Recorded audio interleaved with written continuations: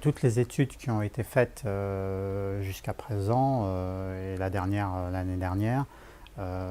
montrent qu'on ne sera pas capable d'ici à 2035 d'accepter jusqu'à presque 2 millions de vols,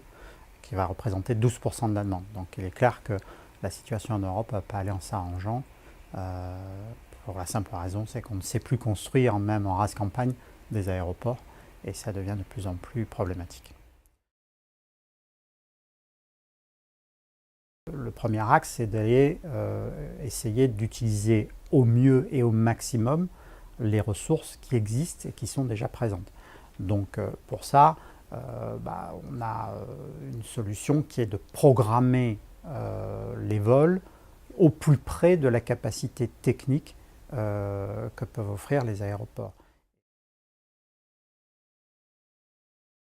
Les axes qui sont choisis sont différents et souvent un peu contradictoires parce qu'on essaie de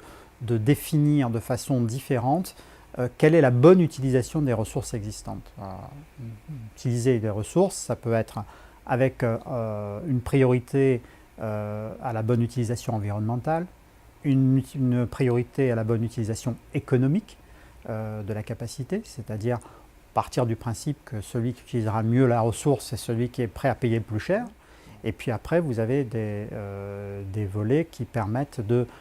d'utiliser au maximum la ressource et donc liés à le caractère historique des transporteurs aériens, où pour qu'ils conservent d'une saison à l'autre cette priorité qu'on leur est donnée avec ce caractère historique,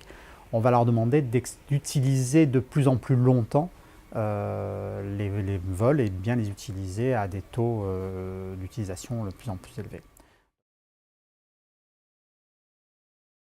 Pour avoir des changements radicaux, il faut modifier le règlement, mais prendre des décisions. Or là, on a un équilibre, c'est quelque chose qui est éminemment sensible de la part pour l'ensemble des acteurs, que ce soit les transporteurs, que ce soit les aéroports, que ce soit tous les acteurs, pour eux c'est quelque chose de très sensible. Et donc il est difficile de prendre une option très, très claire et unique, et donc on essaie de manier ça avec précaution.